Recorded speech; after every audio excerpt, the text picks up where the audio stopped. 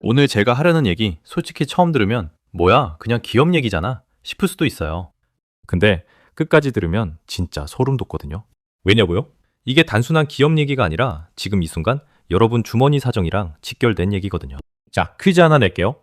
여러분, 삼성전자 주식 갖고 계신 분 손 들어봐요. 아니면 삼성전자 제품 쓰시는 분이요?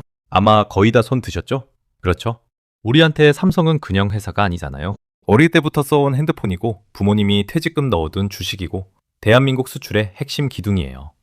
근데요, 지금 그 삼성전자 세계 반도체 시장에서 진짜 위기에 처해 있어요. 에이, 삼성이 설마요. 그 큰 회사가요? 맞아요. 저도 처음엔 그랬어요.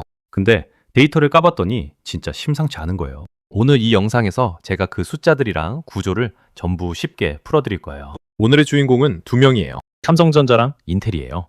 인텔? 그거 컴퓨터 CPU 만드는 데 아니에요? 요즘 별로 아니에요?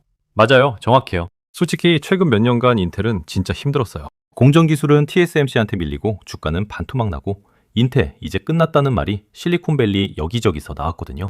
저도 솔직히 그렇게 생각했었고요. 근데요, 2026년 지금 분위기가 완전히 달라졌어요. 인텔이 조용히, 아주 조용히 반격의 카드를 꺼내 들었거든요. 그것도 엄청난 카드로요.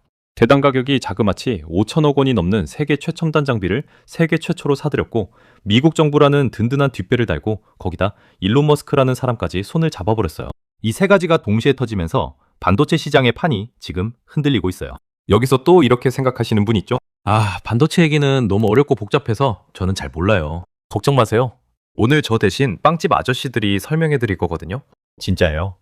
반도체 파운드리 전쟁을 빵 굽기로 비유하면 초등학생도 이해할 수 있어요. 제가 오늘 그렇게 다 풀어드릴 거니까요. 사실 저도 경제학 전공자 아니에요. 거창한 학위 같은 거 없고요. 그냥 내 돈, 내 주변 사람들 돈이 어디로 흘러가는지 너무 궁금해서 밤새서 해외 리포트 뒤지고 영문기사 번역해가면서 공부한 사람이에요.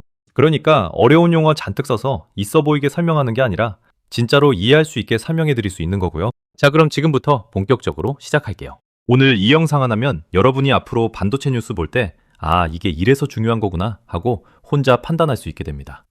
뉴스 헤드라인 보고 흔들리는 게 아니라 구조를 보고 침착하게 대응하는 사람이 될 수 있어요.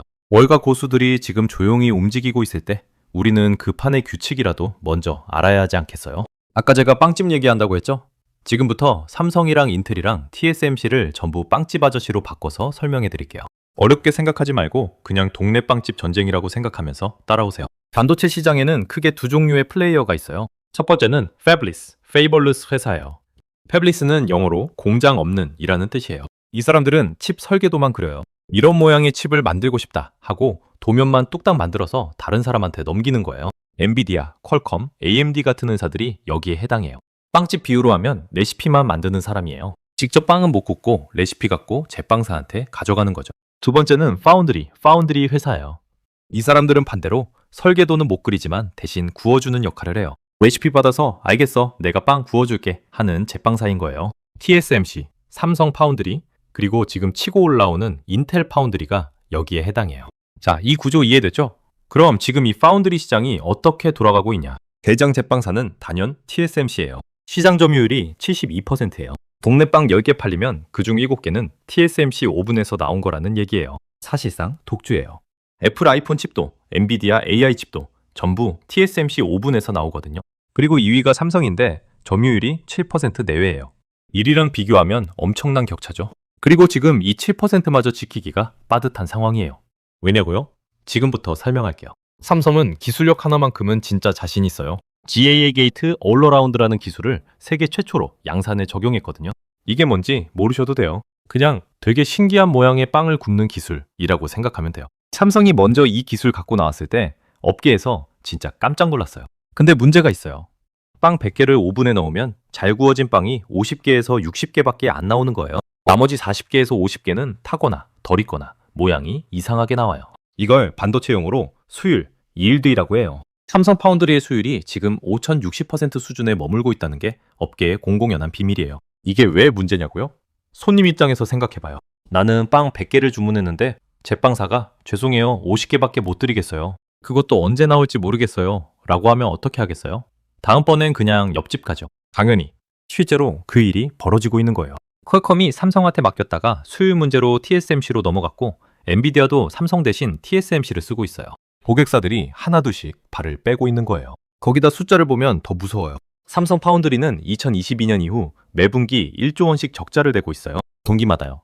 1년이면 4조 원이에요. 이게 벌써 몇 년째 계속되고 있는 거예요. 아무리 삼성이 큰 회사라도 이게 계속되면 버티기가 힘들어지는 거죠. 자, 그럼 이 틈을 누가 노리고 있냐? 바로 인텔이에요. 솔직히 말할게요. 불과 3년 전까지만 해도 인텔은 저무는 회사라는 이미지가 강했어요. CPU 시장에서 AMD한테 치이고 공정기술에서는 TSMC한테 한참 뒤처지고 주가는 계속 내리막이었거든요. 실리콘밸리에서도 인텔은 끝났다는 말이 공공연하게 나왔어요. 근데 지금은 달라요. 인텔이 완전히 다른 카드 3장을 꺼내들었어요. 첫 번째 카드, 세계에서 제일 비싼 오븐을 사버렸어요. ASML이라는 네덜란드 회사가 있어요. 이 회사가 EUV 극자외선 노광 장비라는 장비를 만드는데 전 세계에서 이 장비 만들 수 있는 회사가 딱 이 회사 하나예요. 반도체 만들 때 꼭 필요한 장비인데 독점이에요. 그래서 가격이 천문학적이에요. 그런데 최근에 ASML이 기존 EUV보다 훨씬 더 업그레이드된 버전인 하이 NA EUV를 출시했어요. 이게 얼마냐고요? 대당 5천억 원이 넘어요. 집 한 채가 아니라 빌딩 하나 살 돈이에요. 인텔이 이걸 세계 최초로 자기네 공장에 들여놨어요. 미국 애리조나 챈들러 공장이에요. 이 장비가 있어야 1.4나노 14A라는 초초미세 공정이 가능해지는데 그 출발선에 인텔이 제일 먼저 선 거예요. 오븐 비유로 하면 동네에서 제일 비싸고 제일 최신형 오븐을 인텔이 먼저 사버린 거예요. 삼성도 TSMC도 아직 이 오븐은 없어요. 두 번째 카드, 미국 정부가 뒤를 봐줘요. 미국이 지금 반도체 전쟁에서 절대 물러나지 않겠다는 입장이에요. 중국이 반도체 기술 따라오는 거 맞겠다. 우리가 최첨단 반도체는 우리 땅에서 만들겠다. 이게 미국의 국가 전략이에요. 그래서 칩스법, 칩세트라는 법을 만들었어요. 반도체 공장을 미국 땅에 짓는 회사한테 어마어마한 보조금을 퍼줘요. 그 혜택을 가장 크게 받는 회사가 인텔이에요. 미국 회사니까요. 미국 정부 입장에서는 인텔이 잘 돼야 미국 반도체 주권이 살아나는 거거든요. 그러니까 인텔 뒤에는 미국 정부라는 엄청난 뒷배가 있는 거예요. 세 번째 카드, 일론 머스크가 손을 잡았어요. 이게 삼성한테 제일 뼈아픈 소식이에요. 일론 머스크 아시죠? 테슬라 CEO, 스페이스X, 그리고 AI 회사 xAI까지 운영하는 사람이에요. 이 사람이 얼마나 많은 반도체를 필요로 하는지 상상이 안 될 정도예요. 테슬라 자율주행 칩, AI 연산용 칩, 전부 반도체거든요. 그동안 머스크는 삼성이랑 협력 관계였어요. 근데 이번에 인텔의 14A 공정을 쓰겠다고 손을 잡아버렸어요. 그것도 테슬라랑 xAI에 들어갈 칩을 인텔 오븐에서 굽겠다고요? 이게 왜 중요하냐고요? 머스크는 그냥 한 명의 고객이 아니에요. 머스크가 나는 인텔 써 라고 하면 다른 회사들도 그래? 그럼 우리도 한번 봐볼까? 하고 관심을 돌리거든요. 업계에서 신호탄 같은 역할을 하는 거예요. 지금 상황을 정리해 드릴게요. TSMC는 여전히 압도적인 1위예요. 기술력도 좋고 수율도 안정적이에요. 쉽게 흔들리진 않아요. 삼성은 2위이긴 한데 수율 문제로 고객을 잃고 있고 매 분기 적자가 쌓이고 있고 리더십 문제까지 겹쳐 있어요. 파운드리 사업 살리겠다고 별도 법인 만들고 분위기 쇄신하려고 하는데 아직까지는 말만 있고 숫자로 증명이 안 되고 있는 상황이에요. 인텔은 새로운 도전자예요. 돈도 있고 정부 지원도 있고 최신 장비도 있어요. 근데 인텔도 아직 14A 공정의 수율을 증명한 건 아니에요. 장비를 샀다고 바로 잘 굽는 게 아니거든요. 새 오븐 샀다고 빵이 바로 맛있어지는 게 아닌 것처럼요. 그래서 지금은 모두가 숨죽이고 지켜보는 시간이에요. 그럼 이 상황에서 우리는 뭘 봐야 할까요? 딱 3가지만 체크하세요. 첫 번째, 인텔의 수율 데이터예요. 인텔이 14A 공정에서 75% 이상의 수율을 달성하느냐 못하느냐가 핵심이에요. 85%면 빵 100개 중에 75개가 제대로 나오는 거예요. 이 수준이 되면 엔비디아나 퀄컴 같은 큰 고객사들이 인텔로 눈을 돌릴 거예요. 반대로 수율이 60% 이하로 나오면 인텔의 반격은 그냥 해프닝으로 끝날 수도 있어요. 두 번째, 삼성 테일러 팹 가동 시점이에요. 삼성이 미국 텍사스 테일러에 공장을 짓고 있어요. 원래 계획보다 많이 늦어진 상황인데 2026년 하반기에 이 공장이 제대로 돌아가기 시작하면 삼성한테 반전의 기회가 생길 수 있어요. 미국 땅에 공장이 있으면 칩스법 혜택도 받고 미국 고객사 접근도 훨씬 유리해지거든요. 세 번째, HBM4 가격 추이예요. HBM이 뭔지 잠깐 설명할게요. AI 연산할 때 데이터를 빠르게 처리하려면 엄청 빠른 메모리가 필요해요. 그게 HBM, 하이 밴드위드스 메모리예요. 지금 AI 붐이면서 이 HBM 수요가 폭발적으로 늘고 있는데 공급이 딸리는 상황이에요. 삼성의 강점은 메모리 반도체랑 파운드리를 둘 다 한다는 거예요. 칩 설계는 니네가 해. 근데 메모리는 우리 거 써. 굽는 것도 우리한테 맡겨. 라는 원스톱 패키지를 제시할 수 있어요. HBM 공급 부족이 심해질수록 이 묶음 판매 전략이 삼성한테 유리하게 작용할 수 있어요. 도입부에서 왜 이 얘기가 우리 삶이랑 연결되는지 봤고, 본론에서는 인텔이 왜 갑자기 무서운 존재가 되는지, 삼성이 왜 지금 이 위기에 처했는지 구조적으로 다 뜯어봤어요. 이제 마지막으로 이걸 어떻게 받아들이고 어떻게 행동할지 딱 정리해 드릴게요. 어렵게 가지 않을 거예요. 진짜 핵심만요. 오늘 얘기 복잡해 보였죠? 하이-NA EUV, GAA, 수율, HBM4 용어도 많고 등장인물도 많았어요. 근데 이걸 다 걷어내고 나면 본질은 딱 하나예요. 신뢰를 잃은 회사는 반드시 대가를 치른다. 삼성이 기술력이 없어서 위기에 처한 게 아니에요. GAA라는 혁신적인 기술, 메모리와 파운드리를 동시에 하는 유일무이한 구조. 이건 삼성만이 가진 진짜 강점이에요. 이걸 부정하면 안 돼요. 근데 고객사들이 삼성 파운드리를 떠나는 이유는 딱 하나예요. 믿을 수가 없어서예요.